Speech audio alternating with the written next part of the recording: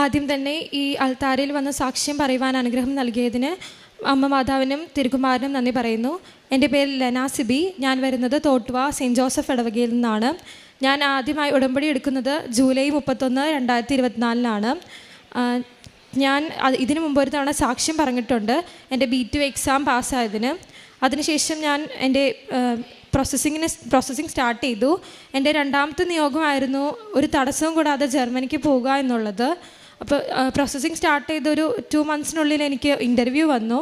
Interview ഞാൻ പ്രാർത്ഥിച്ച് prepare ചെയ്ത് ഇൻ്റർവ്യൂ അറ്റൻഡ് ചെയ്യാൻ കയറുന്നതിന് മുമ്പ് ഞാൻ തൈലം എൻ്റെ ഫോണിലും നെറ്റിയിലും പുരട്ടി പ്രാർത്ഥിച്ചതിന് ശേഷമാണ് ഇൻ്റർവ്യൂവിന് കയറിയത്. ഞാൻ പ്രത്യക്ഷീകരണ പ്രാർത്ഥന എല്ലാം ചൊല്ലിയിട്ടാണ് കയറിയത്. പക്ഷേ എനിക്ക് എൻ്റെ ഇൻ്റർവ്യൂവിന് ക്യാമറ ഓണാക്കാൻ പറ്റിയിരുന്നില്ല. എനിക്ക് എൻ്റെ ബാക്ക് ക്യാമറ ഓണാവും, ഫ്രണ്ട് ക്യാമറ ഓണാവുന്നില്ല. എനിക്ക് ഇൻ്റർവ്യൂ ചെയ്യുന്ന ആളെ കാണാൻ എനിക്ക് കാണാം, അവർക്ക് എന്നെ കാണാൻ പറ്റുന്നില്ലായിരുന്നു. അപ്പോൾ എന്നോട് ഇതൊക്കെ ചോദിച്ചു. എനിക്കറിയത്തില്ല റീസൺ എന്താണെന്നൊന്നും അറിയത്തില്ല. എനിക്ക് ക്യാമറ ഓണാക്കാൻ പറ്റുന്നുണ്ടായിരുന്നില്ല. അപ്പോൾ അവരെന്നോട് കണ്ടിന്യൂ ചെയ്തോളാൻ പറഞ്ഞു. ഞാൻ ക്വസ്റ്റ്യൻസിനൊക്കെ ആൻസർ ചെയ്തു. അങ്ങനെ ഞാൻ കിട്ടത്തില്ല എന്ന് തന്നെ വിചാരിച്ച ഇൻ്റർവ്യൂ ആണ്. അപ്പോൾ ഞാൻ എൻ്റെ ഇൻ്റർവ്യൂ കഴിഞ്ഞ് ഞാൻ മാതാവിനോടൊരു അടയാളം ചോദിച്ചു, എനിക്ക് ഇൻ്റർവ്യൂ കിട്ടുന്നുണ്ടെങ്കിൽ. അപ്പോൾ ഞാൻ ഇൻ്റർവ്യൂ കഴിഞ്ഞ് ഞാനൊരു സാക്ഷ്യം കേട്ടപ്പോൾ അതും ഇൻ്റർവ്യൂ പാസ്സായ ഒരു സാക്ഷ്യം തന്നെയായിരുന്നു. അപ്പോൾ ഞാൻ വിശ്വസിച്ചു എനിക്ക് ഇൻ്റർവ്യൂ കിട്ടും, ഞാൻ പാസ്സാവും തന്നെ. അപ്പോൾ റിസൾട്ട് വന്നപ്പോൾ ഞാൻ ഇൻ്റർവ്യൂ പാസ്സായിരുന്നു. അതിനുശേഷം എൻ്റെ കോൺട്രാക്റ്റൊക്കെ വരാൻ കുറച്ച് ഡിലേ ഉണ്ടായിരുന്നു. അപ്പോൾ കോൺട്രാക്റ്റ് ഞാൻ ഇതേപോലെ പ്രാർത്ഥിച്ച് എനിക്ക് ഒരു ട്യൂസ്ഡേ എനിക്ക് എൻ്റെ കോൺട്രാക്റ്റ് വന്നു. അതേപോലെ എൻ്റെ എല്ലാ ഡോക്യുമെൻറ്റ്സും പെട്ടെന്ന് തന്നെ ശരിയായി. ഒരു തടസ്സങ്ങളും ഉണ്ടായിരുന്നില്ല. എല്ലാം എനിക്ക് എൻ്റെ ഏകദേശം എല്ലാ ഡോക്യുമെൻറ്റ്സും വന്നത് ഒരു ചൊവ്വാഴ്ച തന്നെയായിരുന്നു. അതിനുശേഷം ഞാൻ VFSൽ ഡേറ്റ് എടുത്തു. ഞാൻ പ്രാർത്ഥിച്ച് വിസ ഇൻ്റർവ്യൂവിന് പോയി. അപ്പോൾ ഞാൻ അവിടെ VFS ഓഫീസിൽ കയറുന്നതിന് മുമ്പ് ഉപ്പിട്ട് പ്രാർത്ഥിച്ചായിരുന്നു.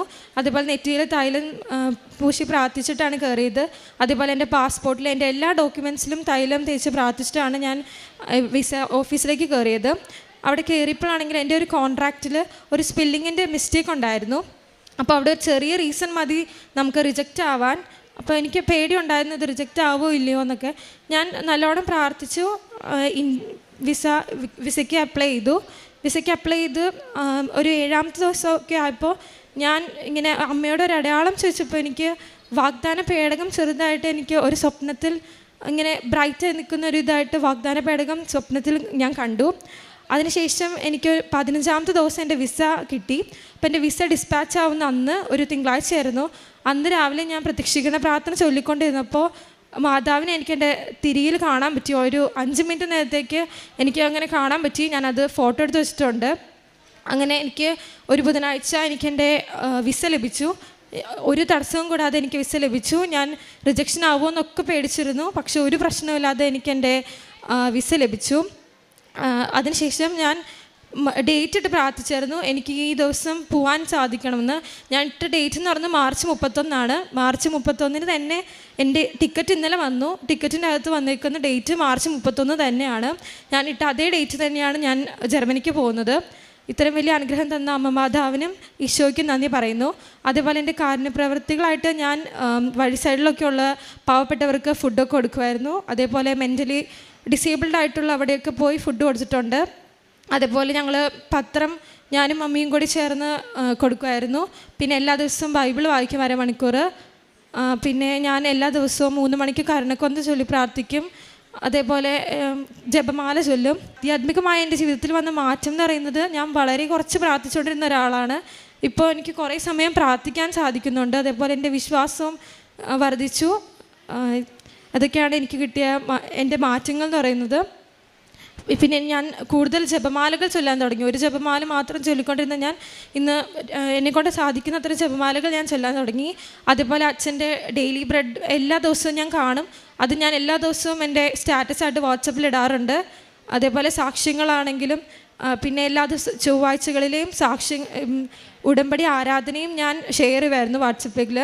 അപ്പോൾ ഇതൊക്കെയാണ് ഞാൻ ചെയ്തത്. ഇത്ര വലിയ അനുഗ്രഹം തന്ന അമ്മ മാതാവിനും തിരുകുമാരൻ നന്ദി പറയുന്നു. ജെറമിയ പ്രവാചകൻ്റെ പുസ്തകം 29:11 നിന്നെക്കുറിച്ചൊരു പദ്ധതി എൻ്റെ മനസ്സിലുണ്ട്, നിൻ്റെ നാശത്തിനല്ല ക്ഷേമത്തിനുള്ള പദ്ധതി, നിങ്ങൾക്ക് ശുഭമായ ഭാവിയും പ്രത്യാശയും നൽകുന്ന പദ്ധതി. തൻ്റെ ജർമ്മനിയിലേക്ക് തനിക്ക് പോകുവാൻ സാഹചര്യങ്ങൾ ഒരുങ്ങിയതിൻ്റെ സാക്ഷ്യമാണ് ലെന സിബി പങ്കുവയ്ക്കുന്നത്. താൻ പരീക്ഷ പാസ്സായതിന് ശേഷം ഇവിടെ വന്നിരുന്നു. ഇത് താൻ പോകുന്നതിൻ്റെ സാക്ഷ്യം ഈ മകള് ഇപ്പോൾ എല്ലാ കാര്യങ്ങളും റെഡിയായപ്പോൾ വന്ന് പറയുന്നു. തനിക്ക് വിസ ഇൻ്റർവ്യൂവിൻ്റെ സമയത്ത് തൻ്റെ സിസ്റ്റം ഓൺ ആകുന്നത് പോലും ഇല്ലായിരുന്നു.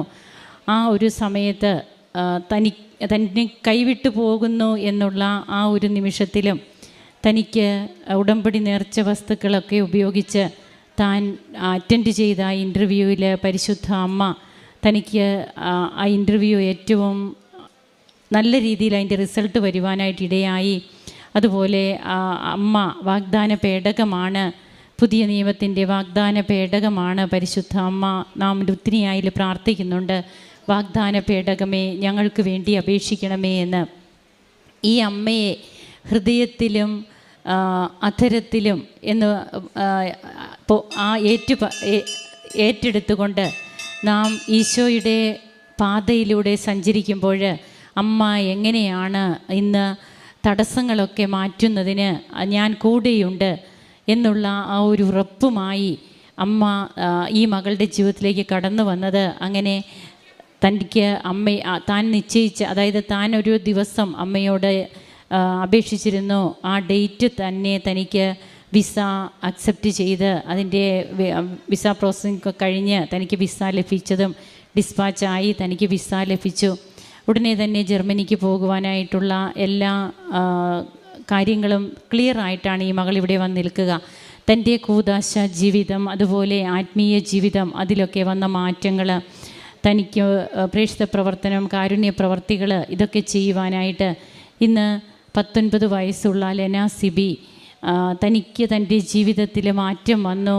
ഞാൻ ഇന്ന് ഈശോയെ കൂടുതൽ അറിയുന്നു, സ്നേഹിക്കുന്നു എന്നൊക്കെ പറയുമ്പോൾ തീർച്ചയായും അത് അവരുടെ ഈ മകളുടെ ജീവിതത്തിലെ മകൾക്ക് കിട്ടിയ ഏറ്റവും വലിയ കൃപയായിട്ട് തന്നെയാണ് ഇവിടെ പങ്കുവയ്ക്കുക. അതുകൊണ്ട് തന്നെയാണ് ഈ സമയം അത്രയും ഇവിടെ നിന്ന് സാക്ഷ്യം പറഞ്ഞ് ഈശോയെ മഹത്വപ്പെടുത്തുവാനൊക്കെ ഈ മകൾ കാണിച്ച സന്നദ്ധത അതൊന്നു മാത്രമാണ്. നിന്നെക്കുറിച്ചൊരു പദ്ധതി എൻ്റെ മനസ്സിലുണ്ട്, നാശത്തിനല്ല ക്ഷേമത്തിനുള്ള പദ്ധതി എന്ന് പറഞ്ഞുകൊണ്ട് തൻ്റെ കൈപിടിച്ച് നടത്തുന്ന ഈശോയെ കൂടുതൽ സ്നേഹിക്കുവാൻ ഈ മകൾക്കിടയാകട്ടെ. കരങ്ങളടിച്ച് നമുക്ക് ദൈവത്തെ മഹത്വപ്പെടുത്താം. യേശുവേ നന്ദി, യേശുവേ സ്തുതി, യേശുവേ ആരാധന. അത്യപൂർവ ദൈവാനുഭവങ്ങൾ ഇനി നിങ്ങൾക്കും സ്വന്തം. ഈ യൂട്യൂബ് ചാനൽ ഇതുവരെ സബ്സ്ക്രൈബ് ചെയ്തിട്ടില്ലെങ്കിൽ ഇപ്പോൾ തന്നെ സബ്സ്ക്രൈബ് ചെയ്യുക. ഈ വീഡിയോ ഇപ്പോൾ തന്നെ നിങ്ങളുടെ സുഹൃത്തുക്കൾക്ക് ഷെയർ ചെയ്തുകൊണ്ട് കർത്താവിൻ്റെ പ്രേക്ഷിതരാകുക.